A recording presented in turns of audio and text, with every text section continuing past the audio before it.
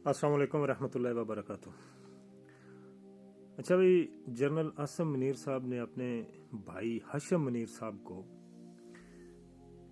Graduation के शोबे पर कंट्रोलर तैनात किया है जो चेक ऊपर रखेगा।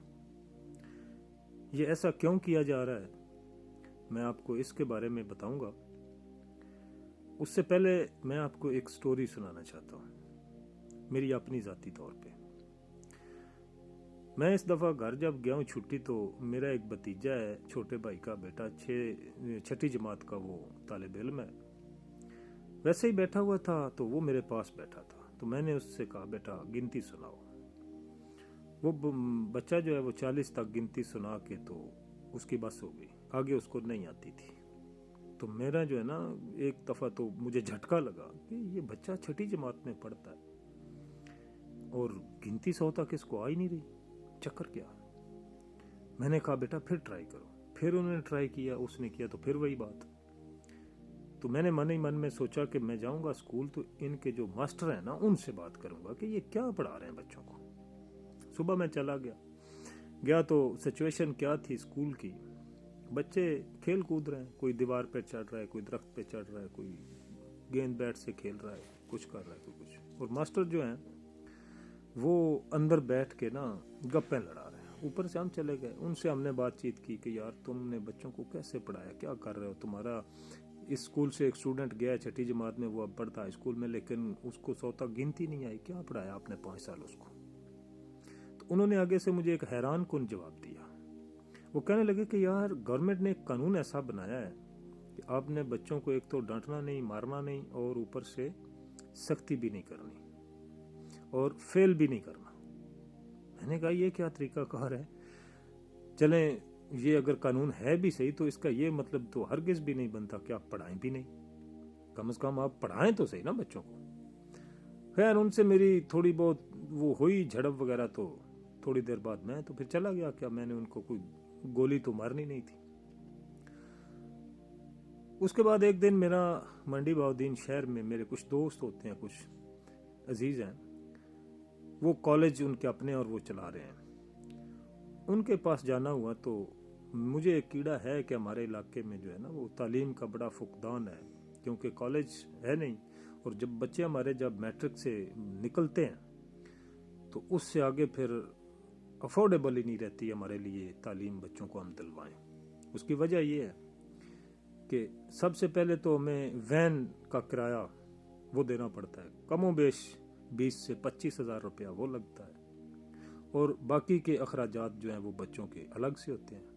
अब अगर एक बंदा, एक मजदूर, कोई मिस्त्री या कोई मतलब छोटा मोटा रेडी बान, उसके अगर एक दो बच्चे पढ़ते हो तो वो तो वैन का किराया तक अफोर्ड नहीं कर सकता, बच्चों के बाकी के अखराजात तो अलग रहे। तो ये मुझे एक टेंशन थी कि यार हमारा इधर कॉलेज हो तो हमें जो ये किराए वगैरह ऊपर से देने पड़ते हैं, इनसी थोड़ी सी हमारी जान छूट जाए तो शायद हमारे यहाँ भी जो है ना तालीम बच्चे हासिल कर पाएँ। तो मैं इस सोच के साथ मैंने अपने उन कुलीग्स से बात की कि यार आप लोग कॉलेज चला रहे हैं तो हमारी भी थोड़ी मदद करें, हम गांव देहात में जो हमारे रहने वाले बच्चे हैं उनके लिए भी कोई थोड़ा सा ना आसानियाँ पैदा करें। कुछ पैसा मैं खर्च करता हूँ, कुछ आप मेरी सपोर्ट करें। वहाँ पर हम एक कॉलेज बनाते हैं और एक यूनिवर्सिटी बनाते हैं। अब मुझे क्या पता था कि यूनिवर्सिटी तो बस एक ख्वाब ही है जो हम देख सकते हैं। उन्होंने मुझे आगे से जवाब दिया कि भाई कॉलेज की हद तक तो आप बात करते हैं तो ठीक है, हम आपको कैंपस दे देते हैं और आप एक बिल्डिंग वहाँ देख लें या बना लें, तो वहाँ पर आप क्लासें बिठा लें और शुरू कर दें, लेकिन उसके लिए भी आपके पास चंगी तगड़ी जो रकम है वो होनी चाहिए। तो बाकी रहेगी बात यूनिवर्सिटी की, तो वो तो आप सोचना ही छोड़ दें। मैंने कहा भाई वो क्यों, उसके लिए उसकी क्या वजह है। तो उन्होंने आगे से जो मुझे जवाब दिया वो बड़ा हैरान कौन था। वो कहने लगा कि भाई अगर आपने यूनिवर्सिटी की मंजूरी लेनी है ना, सिर्फ मंजूरी तो उसके लिए आपको कमो बेश 1 करोड़ से ऊपर की रिश्वत देनी पड़ेगी, नीचे वाली तो कोई बात नहीं है। मैंने कहा भाई वो क्यों, मंजूरी के लिए रिश्वत क्यों, 1 करोड़ रुपया लगाएं तो बिल्डिंग खड़ी हो जाती है यूनिवर्सिटी के लिए। تو یہ صرف کروڑ روپیہ منظوری پہ لگے گا تو پھر تو ہم یونیورسٹی بنا چکے. تو انہوں نے کہا بالکل آپ نے ٹھیک سنا, درست سنا. اگر آپ نے منظوری لینی ہے یونیورسٹی کی تو اس کے لیے بھی آپ کو رشوت کے طور پہ جو پیسہ دینا پڑے گا وہ کروڑ سے اوپر ہوگا.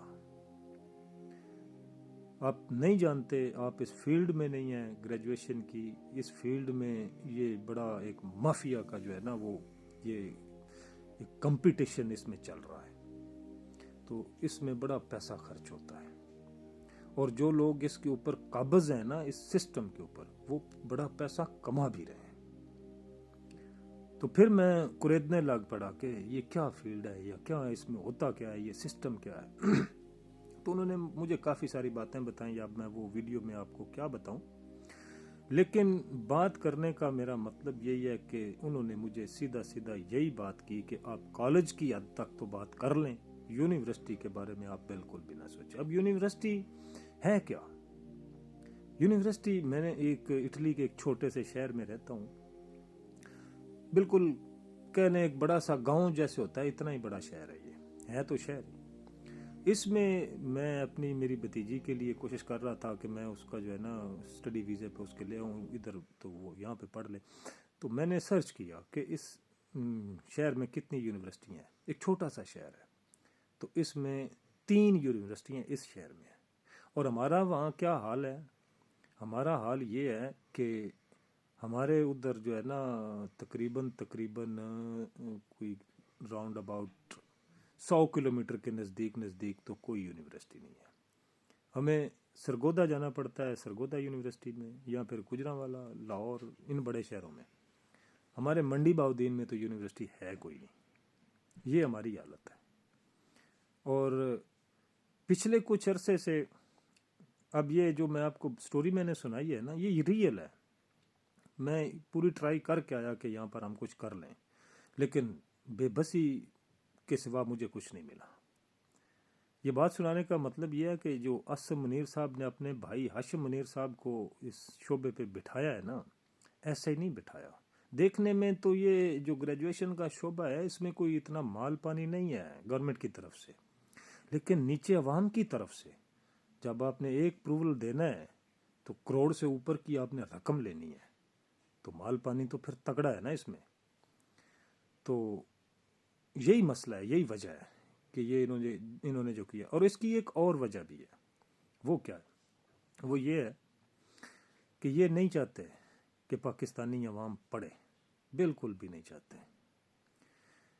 کیوں نہیں چاہتے یہ تو مجھے نہیں پتا, آئیڈیا ہی ہے میرا, اور وہ یہ ہے کہ جیسے ہی یہ بولیں ہم سن لیں اور اسی پہ عمل کریں. اگر ہم پڑھ لکھ گئے, ہمارے پاس بھی کوئی تعلیم یا شعور ہوا, تو ظاہر سی بات ہے ہم آگے سے پھر ان کو سنائیں گے, تو یہ بالکل نہیں برداشت کریں گے. اس لیے یہ نہیں چاہتے کہ ہمارے پاس بھی تعلیم ہو, اور یہ تعلیم ہمیں دینا ہی نہیں چاہتے. سیدھی یہی بات ہے, اسپیشلی غریب عوام کو. کیونکہ گورنمنٹ نے جو اسکول گورنمنٹ کے پرائیویٹ کیے ہیں نا, مطلب بیچ دیے ہیں, سارے کا سارا سسٹم انہوں نے پرائیویٹ کر دیا ہے. کیوں کر دیا ہے؟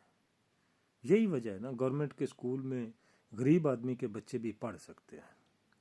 تھوڑی سی فیس ہوتی ہے, تھوڑے سے اخراجات ہوتے ہیں, افورڈیبل ہوتے ہیں, بندے افورڈ کر لیتے ہیں.